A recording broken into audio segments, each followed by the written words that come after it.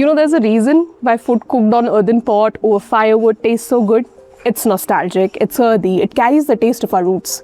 But for millions of Indian women, this isn't a weekend indulgence. It's a daily, labor-intensive compulsion that puts a strain on their health and also on tree cover. Someone might argue, what's the big deal? Our grandmothers cooked on wood for years. But here's the reality. A woman cooking on a traditional chulha inhales the equivalent of 400 cigarettes worth of smoke a day. In India alone, household air pollution causes over 6 lakh deaths a year. A traditional 3-stone fire has a fuel efficiency of only 3 to 8%. This means 92% of the energy in the wood is wasted as smoke and heat, requiring families to cut significantly more trees than necessary. The burning of solid fuels releases harmful pollutants, carbon monoxide and volatile organic compounds. Household air pollution has an estimated average contribution of 30 to 50% of ambient air quality across India's urban and rural areas, firewood cooking being a primary contributor. But why are we discussing all of this right now? Since 2016, India has given a major push to phase out smoke-blenching chulhas, replacing them with LPG gas connections, considered a clean burning fuel as it emits fewer pollutants compared to coal, firewood or kerosene. Initiatives such as Pradhan Mantri Ujjwala Yojana and the direct benefit transfer for LPG has led to a rise in uptake. We went from half the country using wood and dung to over 33 crore LPG connections today, up from 14.52 crore in 2014. But here is the catch. Having a gas connection isn't the same as using it. While 93% of urban India is now clean fuel primary, in rural areas that number has been stuck at about 50% for nearly 5 years now. Despite the current number of LPG connections, refill rates remain low in many states, with 30 to 40% of beneficiaries reverting to solid fuels due to the recurring cost of LPG cylinders and supply disruptions or even global instability like the one today. In India, 40% households are still using firewood despite having gas connections. Energy experts in the past have warned against the LPG push, pointing out that more than 93% of the increase in LPG consumption is met through imports, and a disruption in that would push back tens of thousands of households to coal and firewood, which is what we are exactly witnessing now. Supply shocks, rising costs, and the global energy crisis have pushed families back to the smoke-filled kitchens of the past. चूल्हे पे बनाते हैं, gas टंकी अभी महंगा हो गया है, 4,000 रुपये हो गए, इसलिए हम चूल्हे पे बनाते हैं। चूल्हे पे खाना बनाने से समस्या आती है, धुआं लगता है, आँखें जलती है और मतलब ये फूंक देते हैं तो धुआं अंदर भी उतरता है मुंह में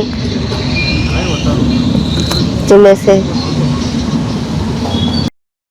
News channels, social media are flooded with visuals of long queues outside LPG centers, migrants heading back home for the same reason, and some now relying on firewood for cooking even in urban centers. Following the early signs of distress, the government urged households to reduce reliance on LPG and increase the use of PNG, that is piped natural gas. Officials highlighted that shifting to PNG can help lower domestic fuel costs and ensure cleaner cooking. But in reality, the actual penetration of PNG is just 5% of total households in the country. So what happens now to the clean fuel push? And if we all switch to electric induction to save ourselves, can our power grid even handle the heat? One group that deserves particular attention in this entire conversation is the migrant workers in cities, because many migrant households do not hold a formal LPG connection in the cities where they live and work. So they tend to rely on purchasing LPG through some sort of informal channels. And when the LPG supply situation tightens and there is a stress in the system, prices in these informal markets tend to rise sharply, making LPG unaffordable for some of these households, some of these vulnerable households. And we have already seen some distressed responses as a result, in some cases where some migrant workers also started returning back to their villages. So the impact of this crisis goes beyond energy. It also touches livelihoods and household stability as well. Having said that, I still believe that any setback should be temporary, because the government has moved relatively quickly on several fronts. For instance, domestic refineries have been directed to maximize LPG production within their technical capacity. And import sources are also being diversified beyond the Gulf with increased engagement with countries like the United States, Canada, Russia and Algeria. so that we are able to reduce the concentration risk that we used to have earlier. And also in areas with existing pipelines infrastructure, the government has also issued directives encouraging a faster shift to PNG, pipe natural gas, which has resulted in a significant surge in new PNG connections over the last 1.5 months.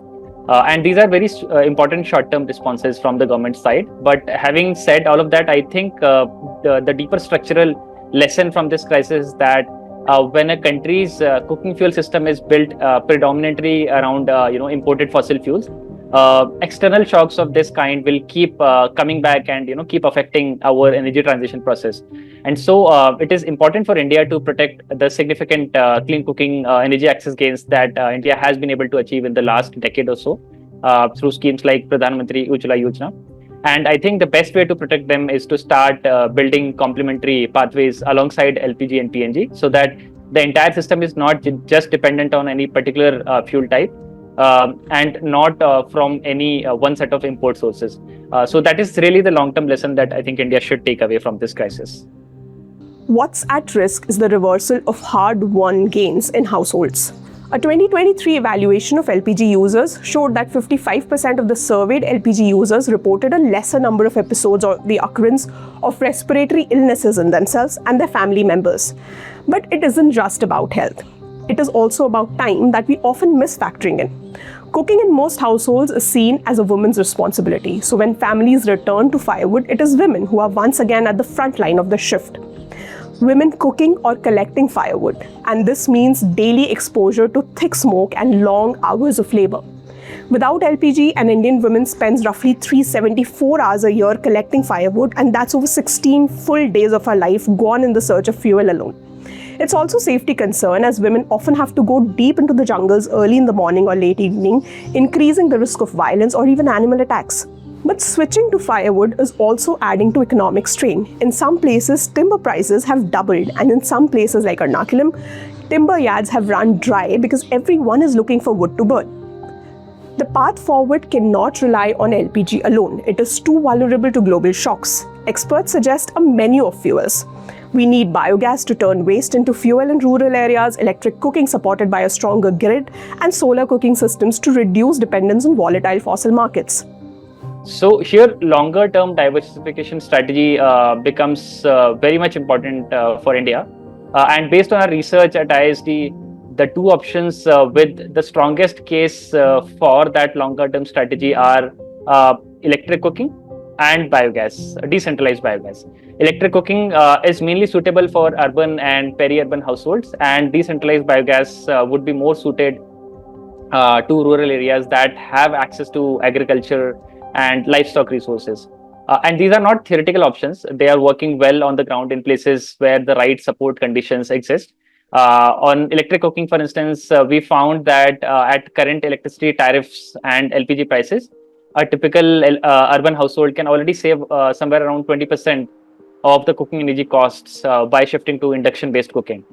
Similarly, on biogas also, we did some field work where we spoke with multiple biogas users across multiple Indian states, and we found that user satisfaction with biogas was actually quite high, and households reported a sustained reduction in firewood usage after shifting to biogas. So the technology works. The biggest barrier with biogas is the upfront cost of setting it up. And we found that even after the existing subsidy that the government of India provides for setting up a biogas plant, the remaining amount is still out of reach for many low-income rural households.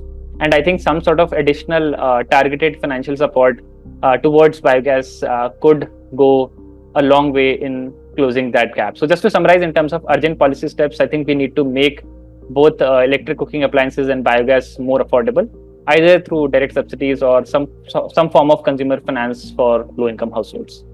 But even as we speak of this transition, sales of induction stoves have jumped by 300%. In early March, 4 lakh induction stoves were sold within just 10 days. If gas is expensive or delayed, people use electricity. But can our grid handle it? And what about a workforce that lives rough and may not have steady electricity connections or even the financial means to invest in an induction stove? Electric चूल्हा लेंगे तो light तो है ही नहीं, यहाँ पे हम बाहर से आते हैं यहाँ मजदूरी करने के लिए,